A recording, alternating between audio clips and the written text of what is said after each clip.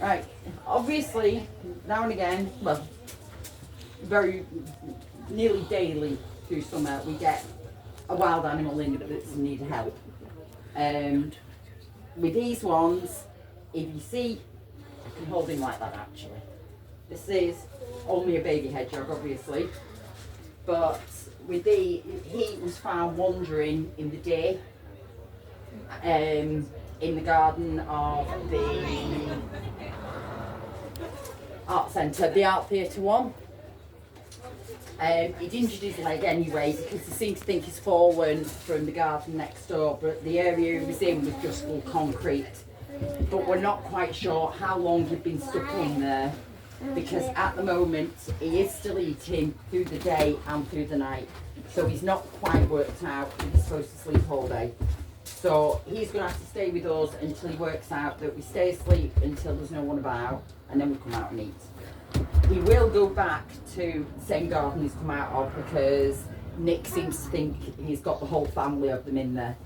But he's not acting like a hedgehog because they do bite if they really don't want to be handled. But he just seems, as soon as I go in there, to come out looking for food. But if you do see a hedgehog out through the day, at night, doesn't matter. But if you do see a hedgehog out through the day, especially something that size that is only this year's baby, it does need help. Don't just leave it, all right? But if they're out at night, they're fine. The one thing to remember, did everyone hear that noise? That's him getting annoyed because I was a bit close to his face. They can't drink milk. They can't have milk at all because they are lactose intolerant. And you can upset the stomachs.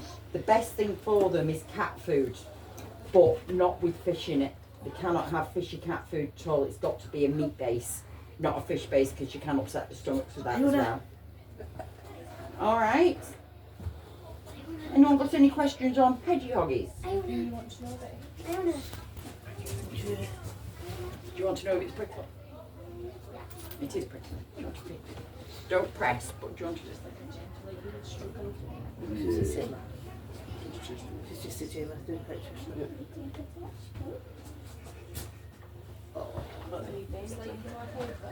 Very gentle. see?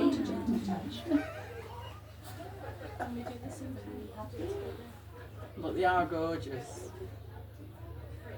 We do have another hedgehog in, but we don't touch that or go near that now because the only reason Wobble's still here is Wobble had been poisoned with blood pellets because someone has been still using banned blood pellets. It took just over a month of liquid feeding him every 2 hours, day and night, to flush it out of the system. Now he started walking perfectly fine again. He wasn't wobbling all over the place, but I always keep them on an indoor enclosure before I put them outside before release. And it was one night I'd gone through to feed and Wobble was out, everything looked fine, and then all of a sudden he just stopped and fell over. Within a couple of minutes he righted himself, but we decided in that couple of minutes it could have been in the middle of a road, a badger could have been near. So we built Wobble his own enclosure, and he is literally left to his own devices. So his cat food put in at night, but we also put like loads of fresh compost so he can go digging.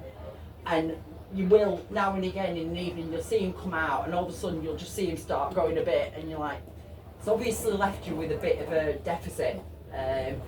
But he manages fine, so he's happy enough. So we leave him in there. But hopefully with this little one, he can go straight back to his friends and family once he's big enough that he's sleeping all day and not wanting to come up with food. Alright, so that's your hedgehog one. Alright, now this one. Michael, I will leave you cuddling a baby hedgehog. You should stay. You won't be able to do this, but this one came in as a tiny baby that had been attacked by a cat.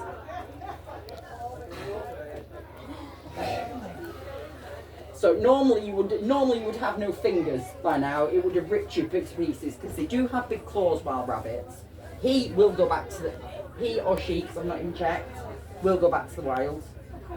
She's now not being hand fed, she is feeding herself, because when she came in she was about that big, with some nasty cat bites. So she's now big enough that she is eating completely on her own, and her cage has now been moved, so apart from me putting the food in through the day, she isn't seeing people. So she'll get to the point where she'll be like any other wild rabbit and not want to be near people. Now the biggest difference between your general bunny like Flick and general rabbits we have in to this one, can you see how pointed her face is? They have a really prominent pointed face. And I would say they can probably move at about 10 times as fast as a normal domestic rabbit too. They do still do all the digging and everything, and they still have the same problems that our rabbits have. They do get myxomatosis, and they do get the viral one as well. There's a viral disease they get as well, which for the life of me I cannot remember the initials of. But they can both be vaccinated for domestic rabbits, but not wild rabbits, because it just wouldn't work with wild rabbits. We know for a fact have myxomatosis back on Arran, because someone actually brought me a rabbit in with it a few weeks ago and they had heart failing. So we do know it's back on Arran, but all the rabbits, the domestic rabbits in here are all vaccinated for that one and the viral disease as well. But obviously with the wild rabbits, we can't do it. We just can't. So at the moment, she's on greens, grass and weeds. She doesn't even get like rabbit food because I don't want her thinking that that's her natural diet.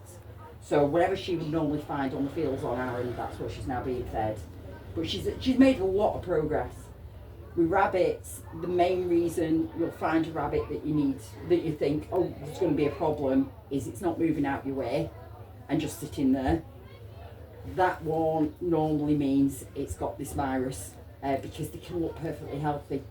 It's 1 minute they look like they're eating, and the next minute they'll just pass away. It doesn't show any symptoms at all. In that case, sort of cases, I have been asking if you see a rabbit that's looking like that to ring me first, because I will still come out, but it will be to go straight to the vets, not to come back to the rescue, because it is so contagious.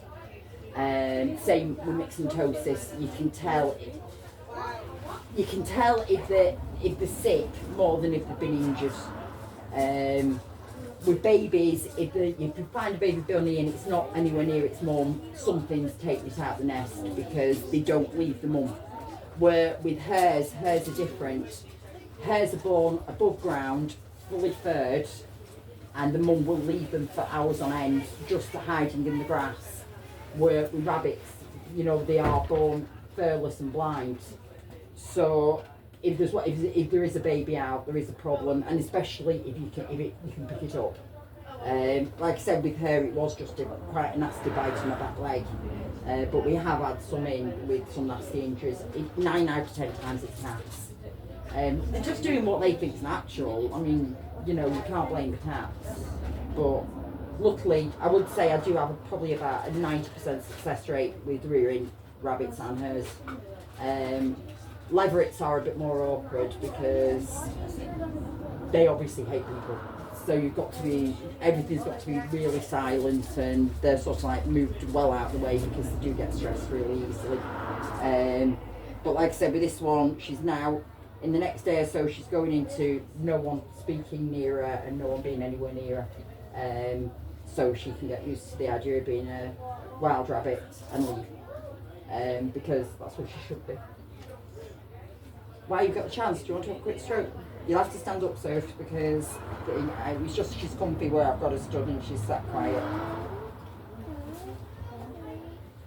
Do you want to sir, okay? Then but duck down a bit. Alright. You see what I mean about how pointed her face is compared to normal rabbits? They have very pointed noses. Do you want to stroke her? No, I just want to hear why they have spiky faces and spiky claws. Yeah, she's got very spiky claws. But why? Well, it's then they've got a mechanism, you know, to save themselves if they've been caught by something. They scratch, you know, if a cat or a badger or something grabs them, they can scratch, and they do scratch really hard, and now and again they can get away. And they also use their claws for digging, because they do a lot of digging. And they can also dig with the back feet as well as the front. So they can dig rather large holes very quickly. Saying that, so can domestic rabbits, as I find out every few days when you go to go and fill them back in and the closure's going, you're not getting out today. But, yeah. So shall I go and put this one back? Yeah. Yeah. You're alright? Brilliant. Oh, no problem at all. I can't remember what time. We've got snakes and tortoises next. But I think